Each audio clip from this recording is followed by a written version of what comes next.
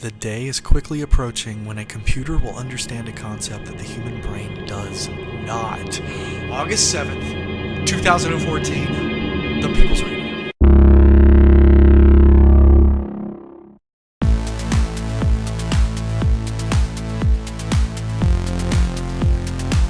The People's Radio is an experimental, technocratic media format for the working class. The thoughts and opinions expressed on the People's Radio are not necessarily the thoughts and opinions of Organizing for Humanity, of the People's Radio, or of anyone else. Viewer discretion is advised. Welcome in to the August 7th, 2014 edition of The People's Radio. Boy, I got to tell you, we got a few things to talk about this week. I really want to rant about Republicans a lot, because I fucking hate them. But anyway, moving on. I've really got to diversify the show. I mean, this show has been an experiment that we've been working on here for about a half a year now. About 6 months or so.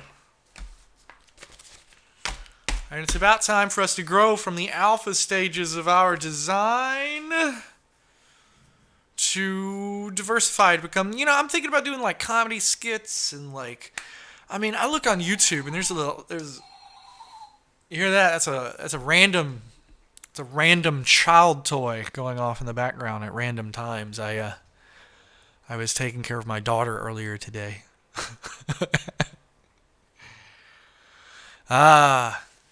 Good times. I love taking care of my daughter. It's great. It's wonderful. When I'm older, I'm going to look back and I'm going to be like, I wish I was taking care of my daughter again because that was the best time of my life. But I need to diversify the show. I need to try doing some different stuff. I mean, I love the People's Radio Hour once a week on Thursday nights. I love it. It's my rant time. It's when I get to unload and just let everybody know kind of how I feel, the directions of Organizing for Humanity, where we're going, what we're doing. Currently, we're still working on the agriculture tech outside. I will post pictures of it as soon as it's up and running. And this will be the prototype. I'm serious now. This will be the prototype that a drone will harvest. A multicopter is going to harvest this. It's going to happen. Will happen this year.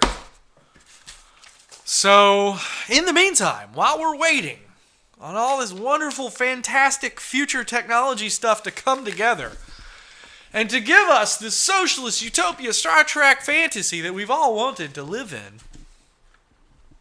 I thought I would give you all this radio program to listen to laugh to make fun of, to whatever. But if we're going to continue doing this each week, I'm going to have more fun with it. It can't just be a weekly chore that I do. It's got to be something that I enjoy. So we'll see. We'll kind of brainstorm over the week and we'll see what we come up with. Hopefully, we can do some comedy skits, something like that. If I can show people how preposterous the world is, maybe they will be inspired to change it, which brings me to my first story of this evening. Down here in Florida, we've got this stupid asshat, Rick Scott, Governor Skeletor. If you ever see a picture of this man, you will instantly know what I'm talking about when I say Skeletor. He is Governor Skeletor. Crazy looking man.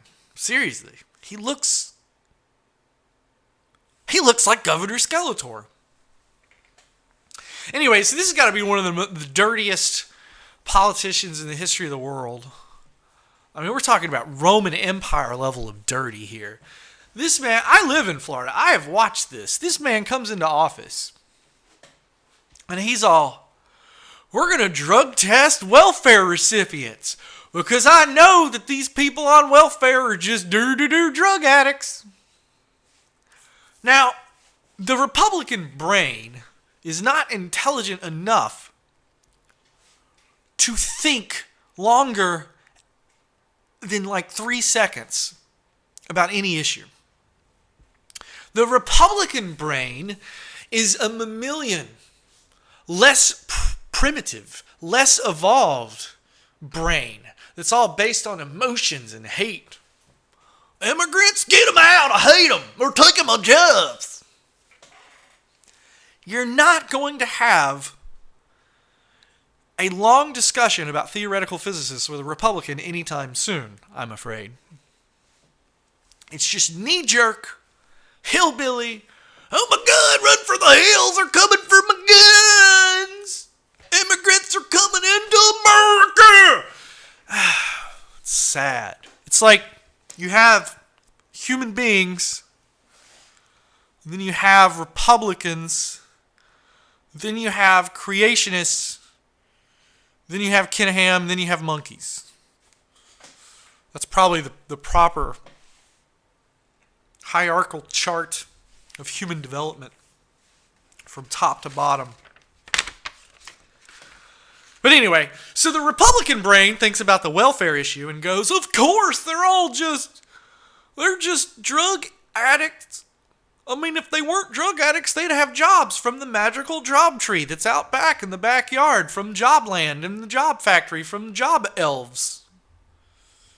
You know, because you can just go out and get a job. That's how it works, according to Republicans.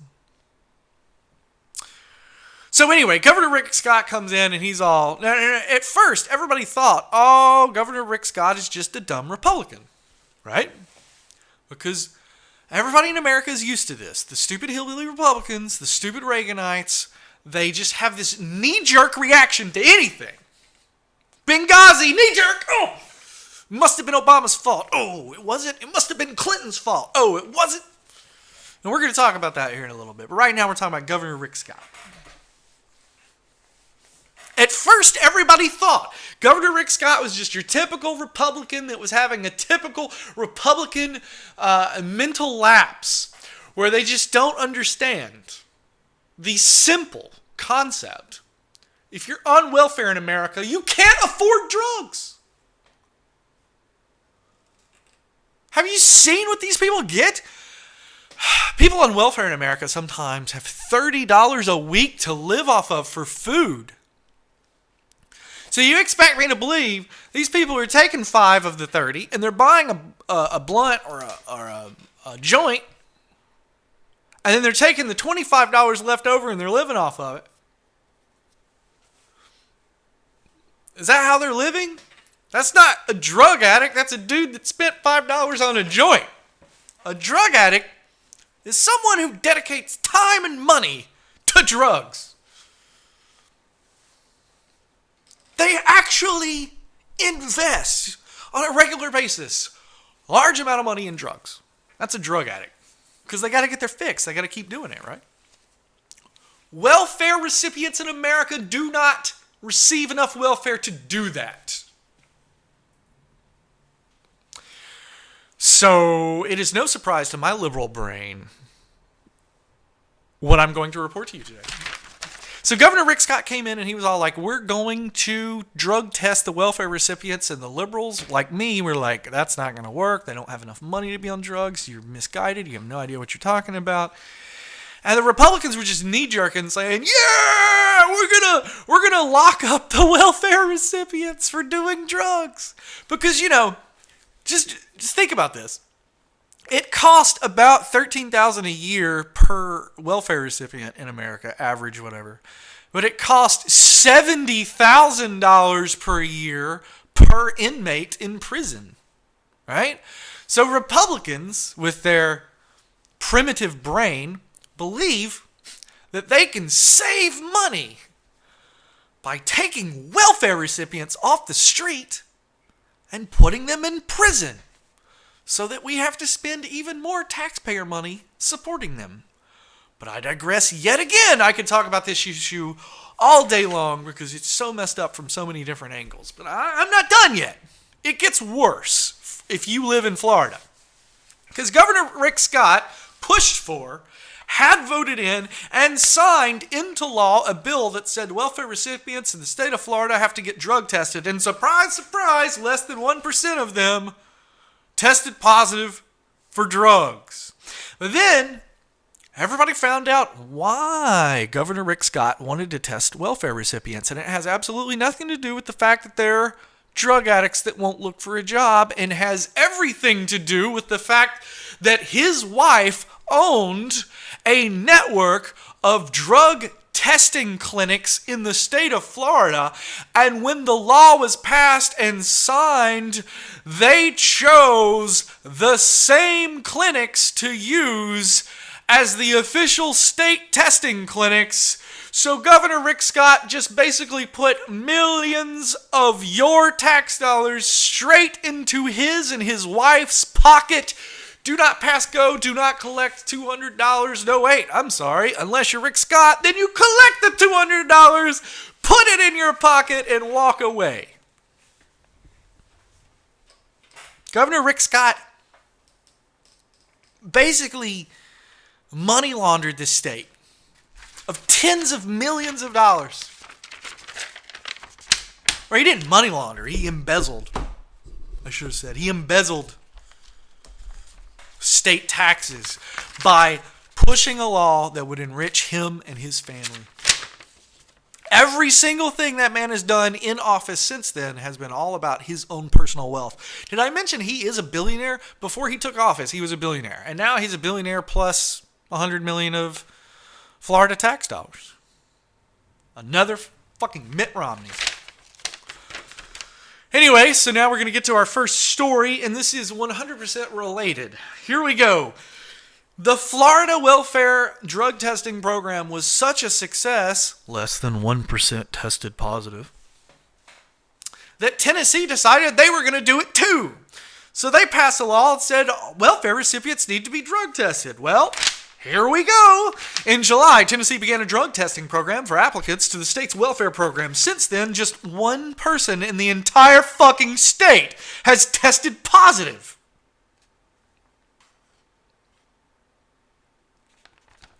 Applicants have to answer 3 questions about drug use to get benefits, and if they answer to any of them, they get referred to a urine test. If the result is positive, they have to complete a treatment plan and then take another test. If the second comes back positive, they get cut off from benefits for 6 months. Those who refuse to take a drug test in the first place cannot get benefits. In the months since this testing began, 6 people submitted to a drug test, and just 1 positive out of 812 people. 4 were turned down for benefits because they refused to participate in drug screening. That means a positive rate of 0.12%. Now, let's compare that. Statistically speaking, 8% of people living in the state of Tennessee are on some form of recreational drugs currently. And that's just, that's the statistics that we have, that we keep. That's the number given. It even has a citation. You can go to Think Progress. Tennessee drug test welfare applicants discover less than 1%. Go there, click on 8%, and you can see the citation for that. So less than 1% of welfare recipients are testing positive for drug use. Meanwhile, 8% of Tennessee civilians are currently on recreational drugs. Do you see a problem here? Dear Tennessee, I hope that you see that you are wasting millions upon millions of tax dollars for a witch hunt. You're going after something that doesn't exist. The mythical unicorn of the welfare world. You're looking for an unemployed person on welfare with tons of money to burn. Keep looking around and tell me when you find him. I mean, you might find a crackhead running around in a ghetto somewhere trying to apply for welfare, but Those people don't actually show up to their meetings and hearings and fill out their paperwork and this and that. They just go steal a VCR or DVD player or whatever it is the kids are stealing nowadays. They don't actually take the time to go through the system. If somebody takes the time to go through the system, they are looking for help. They are asking for help. They are proactively attempting to get help so that they can make their lives better. This is the great lie the Republicans tell that will forever be a lie. Welfare recipients are not looking for a free ride. They are looking to get better and to move their life forward in a forward direction and move on to bigger and better things. Possibly a nicer house with a nicer TV and a more padded bank account.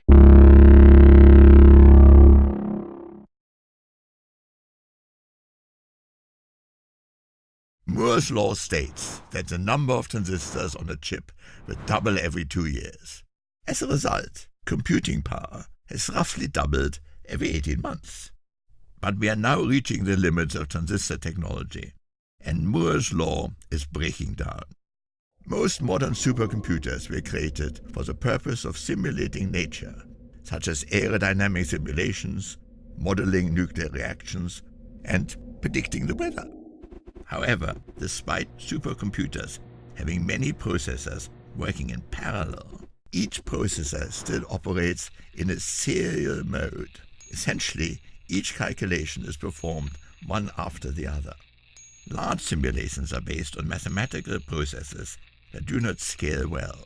Each resulting value in the output is found from a calculation involving every number in the input. Using multiple processors creates significant data management problems as the resolution is increased, resulting in smaller and smaller gains in performance.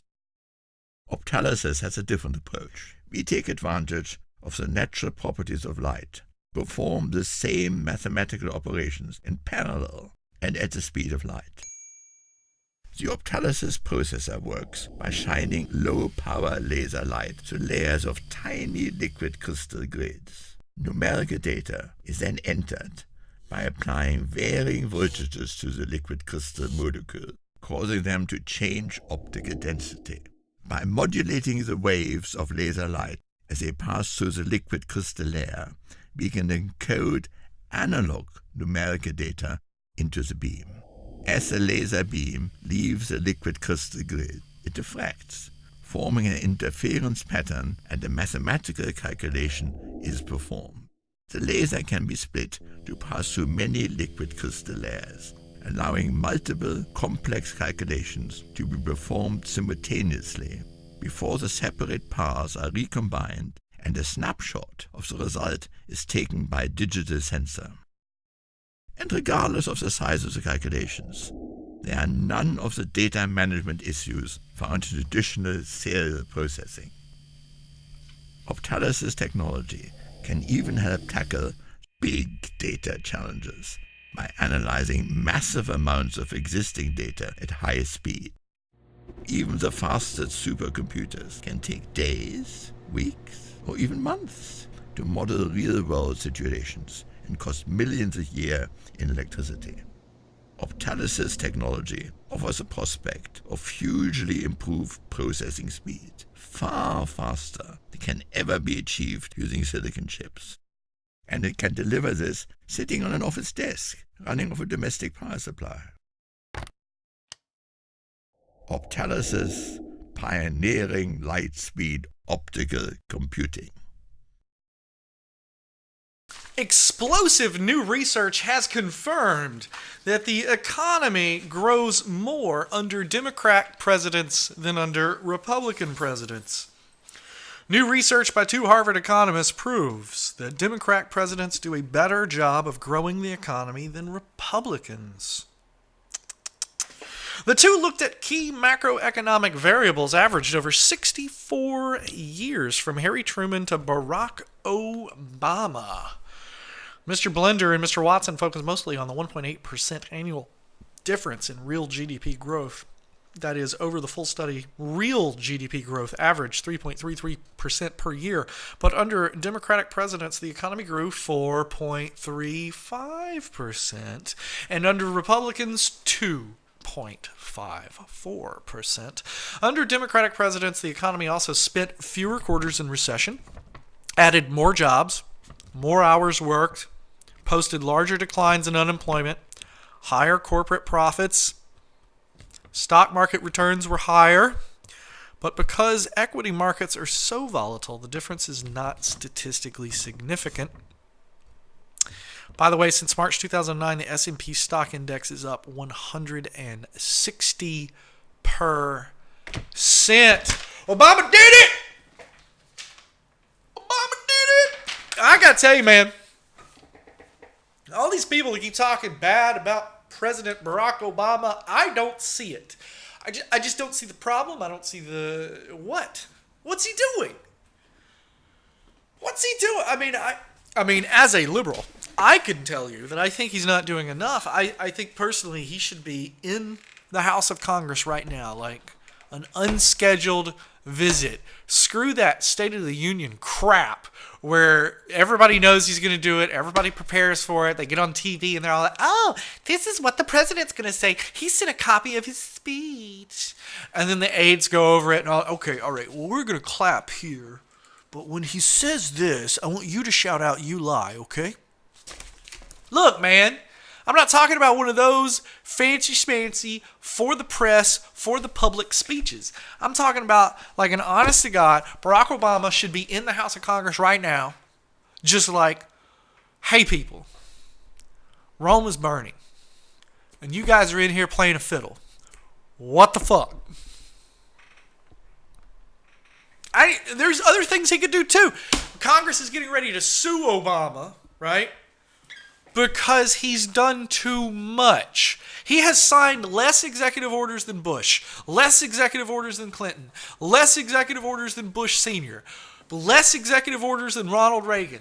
Yet Congress, this is the Congress, this is the United States Congress that has done the least amount of work, the least amount of legislature, the least amount of lawmaking in the history of our country. You look at all Congresses that we've ever had, the Congress that we currently have has done less work than all the other ones. And that's not enough. It's not enough. They've got to be a stick in the mud and not do anything and sit around and just let everything go to shit. They've got to sue the president because he's not sitting around drinking Mai Tais with them. He's actually working. So they're going to sue him for working, for doing his job. You know, I normally disagree with the whole liberal Democrat talking points, but Boner is suing Obama for doing his job is the proper talking point. It's exactly what's happening. I can't believe it. I don't see it. I don't see the Barack Obama as the evil socialist dictator tyrant. I don't see it. Please, someone show me. Where is the evil Barack Obama laws that people keep talking about? I don't see them. Where is this evil dictatorship at? What's he dictating? He sure as hell ain't telling Congress to do anything.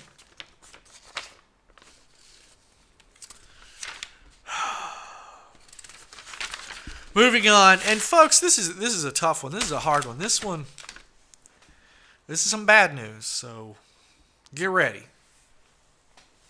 If you're a follower of me on Facebook, you will have noticed that a few weeks ago, actually, I told everyone exactly what that hole in Siberia was.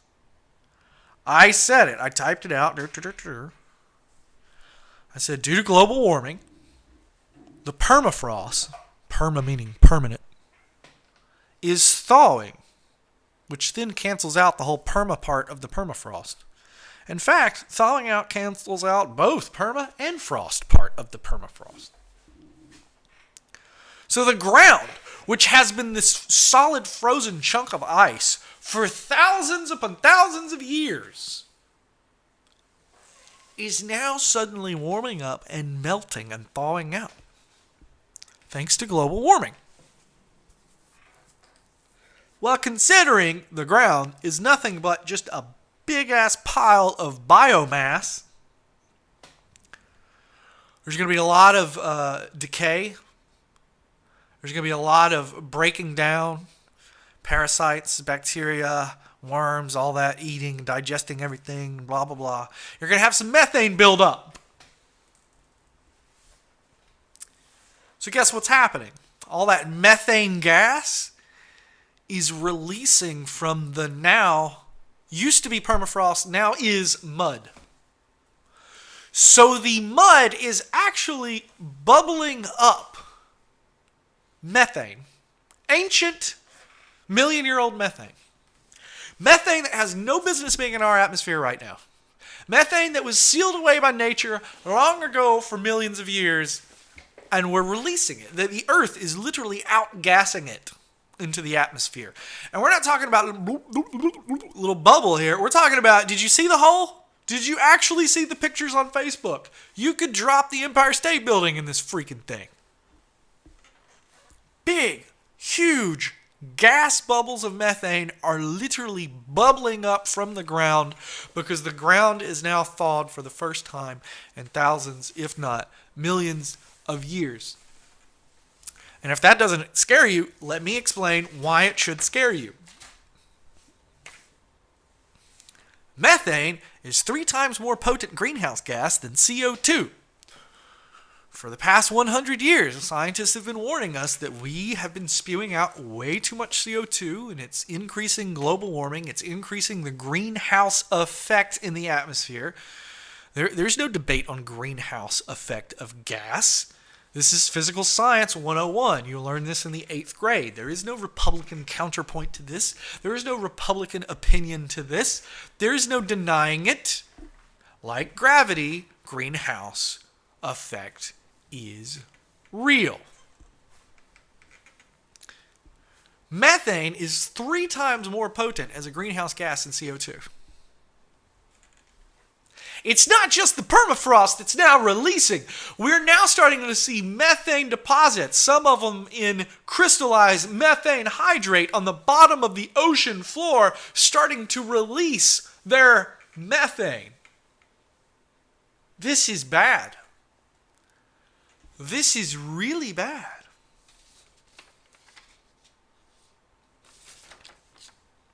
Climatologist says that if Arctic carbon releases, we are fucked. Yes, the scientist actually took to Twitter and he used the F word. He was like, guys.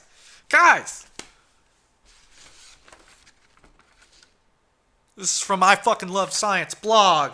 Climatologists have spent decades politely warning we are cooking our planet, but now one has decided to stop sugarcoating it.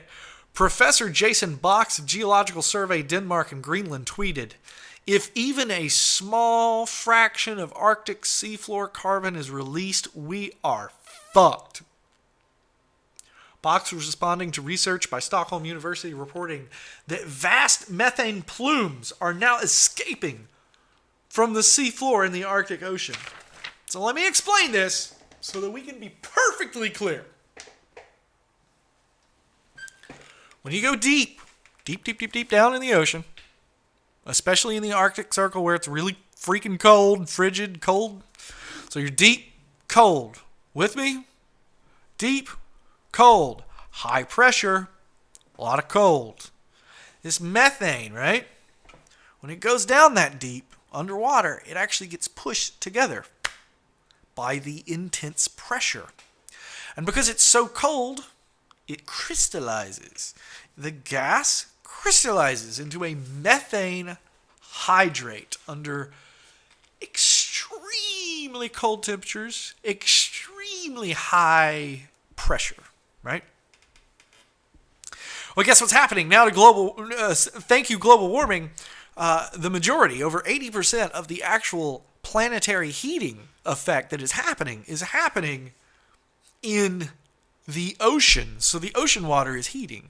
So what does that mean? The ocean water that has been around the Arctic area, the methane hydrate areas, for thousands upon thousands of years is now warming up to unprecedented levels of warmth.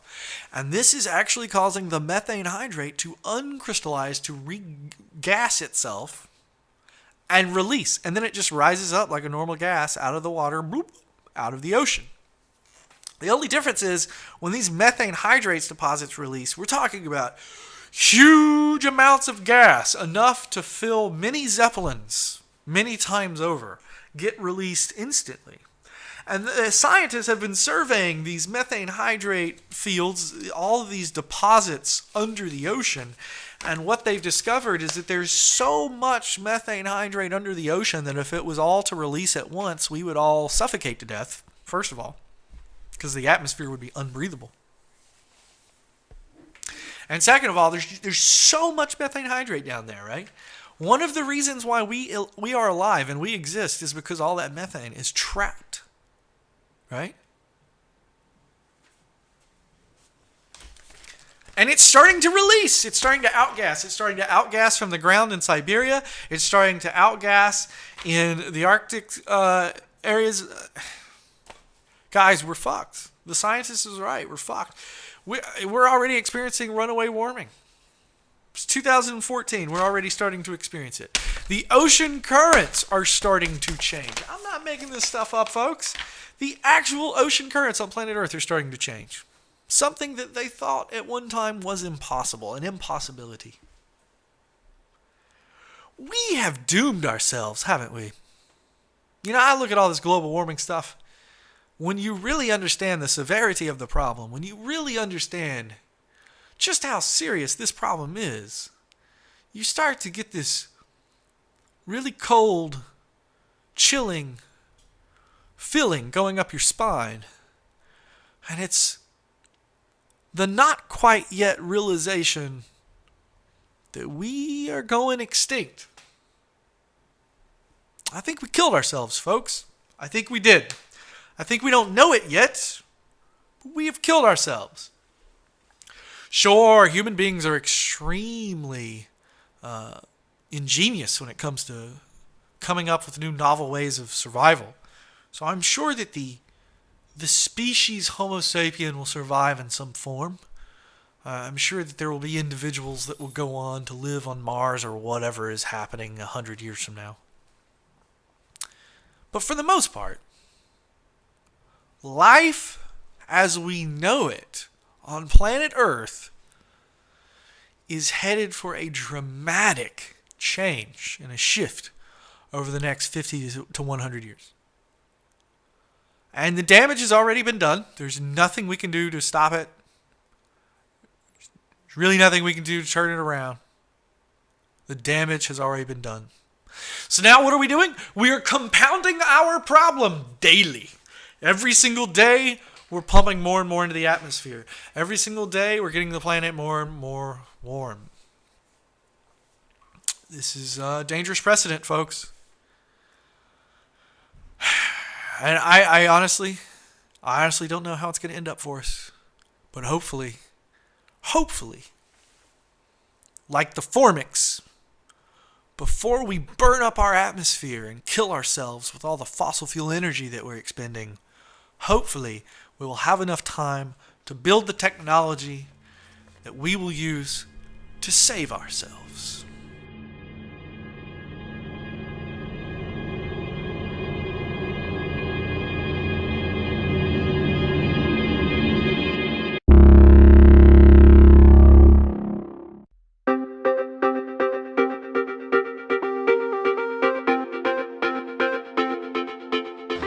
Meet these two unmanned vehicles. They're outside of an area that is completely unknown to them. Yet they're interested in fully imaging it at centimeter level resolution. But they only have Wi-Fi cards for imaging and no other sensors. The area can also have several occluded parts and parts that are entirely behind walls and invisible to humans, robots, or any node outside. So this is a very fundamental problem of extracting information about our environment from wireless transmissions, and my group has been working on it for the past few years. So let's say the two robots move outside of the area of interest, while one transmits a Wi-Fi signal and the other one receives it. That transmission goes through the objects in the area of interest. Each object leaves a signature on the transmitted RF signal by interacting with it depending on its material property or location. But this information is very implicit and mixed up in the received signal. Also, there are lots more unknowns than the number of RF measurements that these robots can collect. So we have proposed a framework based on proper approximated wave models to capture what goes through the structure, sparse signal processing to address the huge size of the unknown space, and path planning. And we have shown that it's actually possible to do this task. For instance, here the robots are traveling 4 routes. We can see snapshots of their imaging results as they collect more Wi-Fi measurements.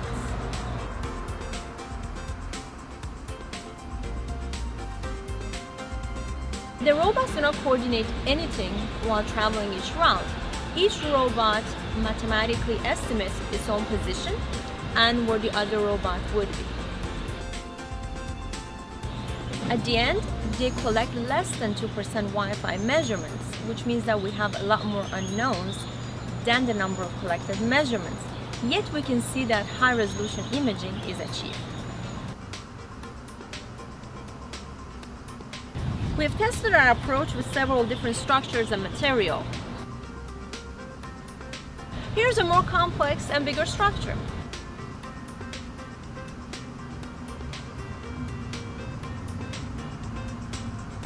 They can image that too. Let's say there's a human inside.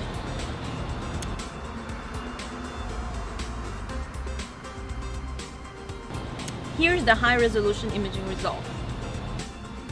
The applications are very exciting and unimaginable, from robotic search and rescue to, let's say, a smart health monitoring system. Let's say that for an elderly monitoring, you use the existing Wi-Fi network to track the person. It's a really, really exciting time to work in this area because there's so many unanswered questions. And at UCSB, we have a great team of passionate students that are working to solve these problems.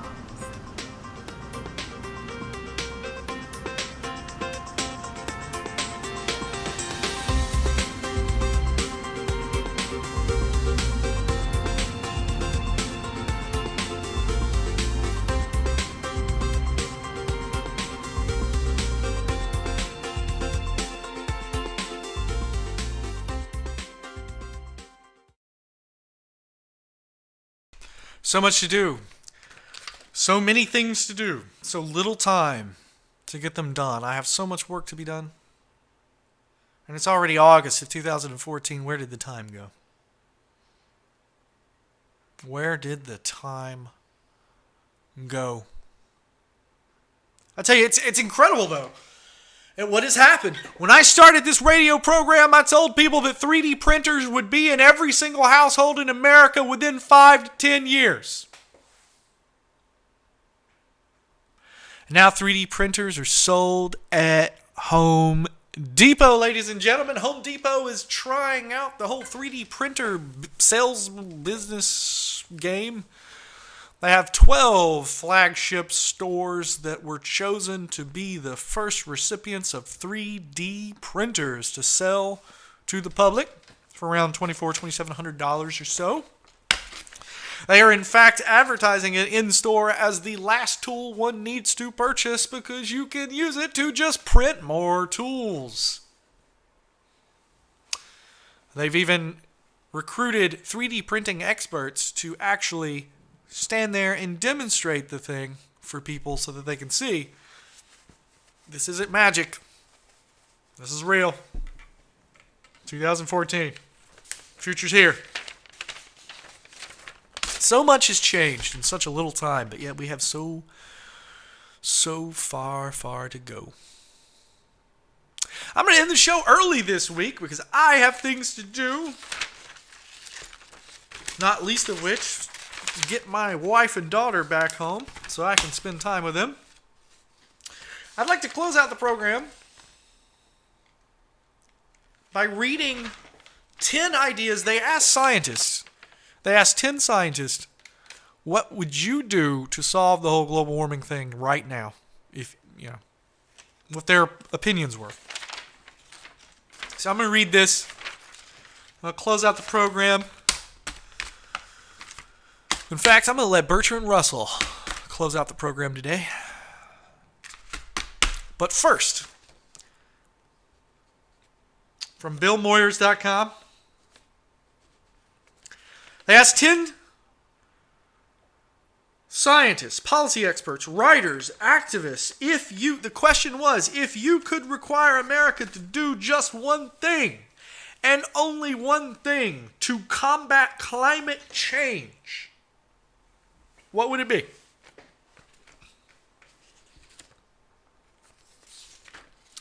Let's begin. Change how we eat. I want Americans and others to eat less, as more and more people worldwide eat more. Vast areas of forest are cleared to grow grain to feed livestock.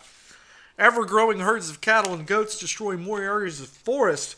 Destruction of forests releases CO2 from trees and soils and leaves fewer forests worldwide to absorb CO2. Large amounts of methane are then released. Gallons of fossil fuels are used to transport and prepare feed, to transport livestock from factory farms, to slaughter the meat and get the meat to market. And, especially, methane is released by cows in the forms of farts and belches. You know who wrote that? Jane Goodall. The Jane Goodall. Interesting, isn't it?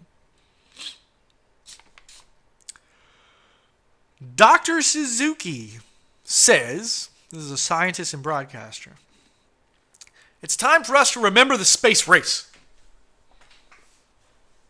Faced with the magnitude and seriousness of global warming and the tremendous opportunities in addressing it, we need the kind of leadership America is known for. We need an all-out effort as great as or greater than the determination to pull ahead of the Soviet Union in the space race. The America that set me on my path would never deny the reality of a scientifically proven problem or claim nothing can be done about it or that meeting the challenge will destroy the economy. By committing to seek solutions, we will reap benefits, expected and unexpected. It's time to revive the American know-how and gung-ho that has long characterized this great nation. Now, I agree completely. What is it I've been saying here? I've been saying it's time for us to have a Manhattan-style project on global warming. It's time for us to stop what we're doing and be like, all right, we're going to spend $1 trillion to solve this problem. We're going to spend $1 trillion rebuilding the energy grid. We're going to spend $1 trillion building 3D printers in everybody's home. We're going to spend $1 trillion doing blah, blah, blah. There's a million things that we could do right now. Hell, we could build the Hyperloop right now. Do you see your government doing anything, America? Anything at all? Anything. When's the last time they updated the infrastructure in America? Never. We're all living on 36, 38, 40-year-old infrastructure here in America. We're all living in Ronald Reagan's America, and he's fucking dead. It's time for us to build anew, to start anew, to make new. Moving on. William D. Nordhaus, Sterling Professor of Economics, Yale University. People ask, what can I do? My answer is that people should address the threat of climate change in ways that best fit their personal interests and capabilities. Students can learn, teachers can teach, citizens can inform, engineers can develop low-carbon technologies, politicians can confront realities and speak truth, media can avoid meaningless balancing of good and bad arguments. And as an economist, I can explain why carbon pricing is the most effective mechanism to reduce emissions. The executive director of Greenpeace says, if I could require Americans to do one thing, it's to get active. Already millions know and are concerned about climate change. Now we need to move that from passive concern into action.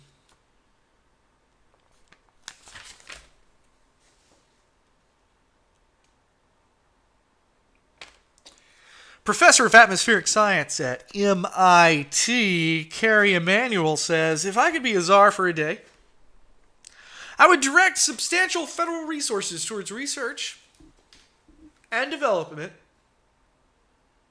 in a passively safe modular nuclear fission reactors, carbon capture and sequestration technology. I would implement a carbon tax to fund these ventures and otherwise encourage migration away from fossil fuels. At the same time, I would force all industries to pay for externalities. For example, the coal industry would be required to pay for the health problems and premature mortality that arise from dumping waste in the atmosphere and waterways.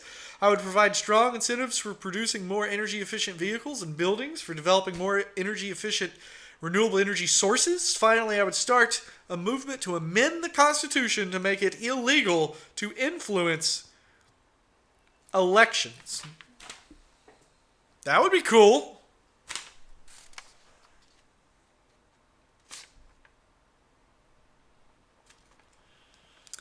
Here we go. This is Bill McKibben, author of 350.org. Author and founder of 350.org, excuse me. And he has the greatest advice, and I agree with this guy completely. Treat it like it's World War III. Put a serious price on carbon, send the proceeds back to every American every single month, push for renewable energy as if it were the start of World War II and we needed tanks and fighter jets. That's the obvious solution. I agree with that guy completely, 100%. Our factories should be churning out wind and solar like it's candy and Halloween is next week. That's what the Chinese are doing. The Chinese are building entire fields full of wind turbines. And they're not even connecting the wind turbines up because they're building so many of them that their power grid can't take it. They're building them for the future, knowing that they're going to need that energy soon. And they're preparing the power grid today so that tomorrow they can turn those wind turbines on and connect them up to the grid. They're building, they're planning, they're updating their infrastructure.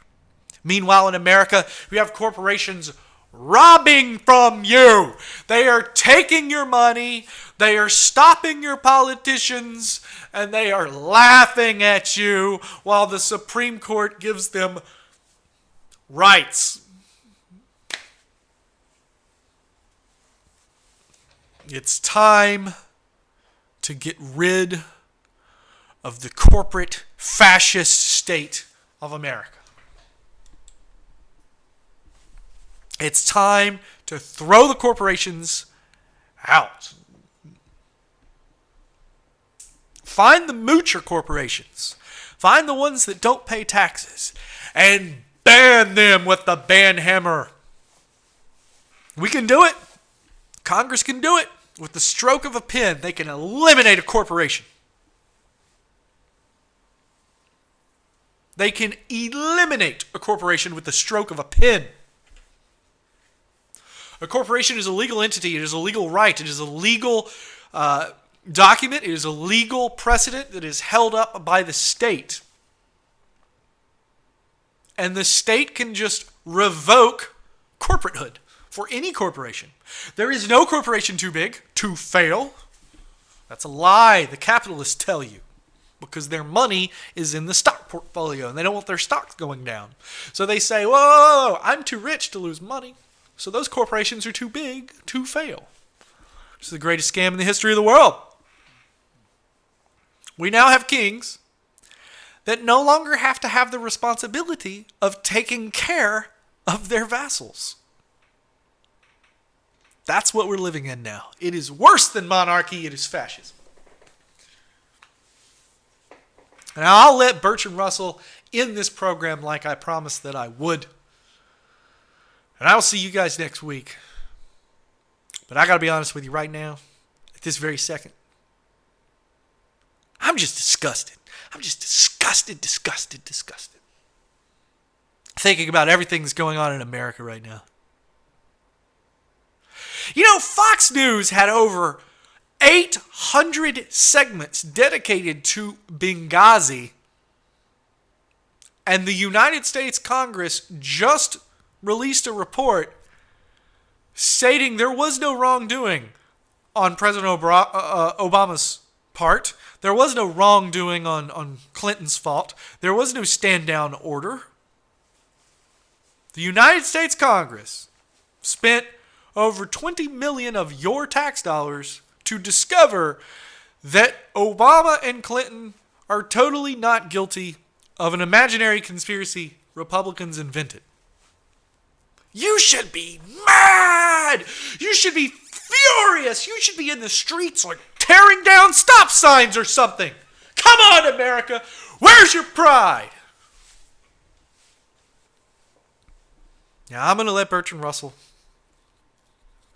end the program, and I'll see you guys next week. Once again, find us on Facebook, facebook.com/Technocrat Radio. It's the People's Radio. That's reddit.com/r/The People's Radio. No space.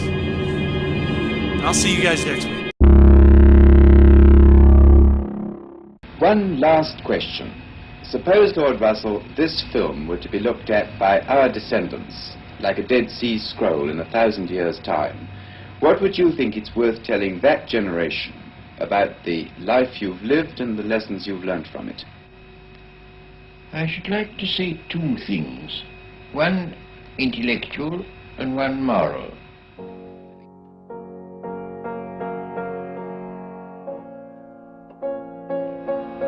The intellectual thing I should want to say to them is this. When you are studying any matter or considering any philosophy, ask yourself only what are the facts and what is the truth that the facts bear out.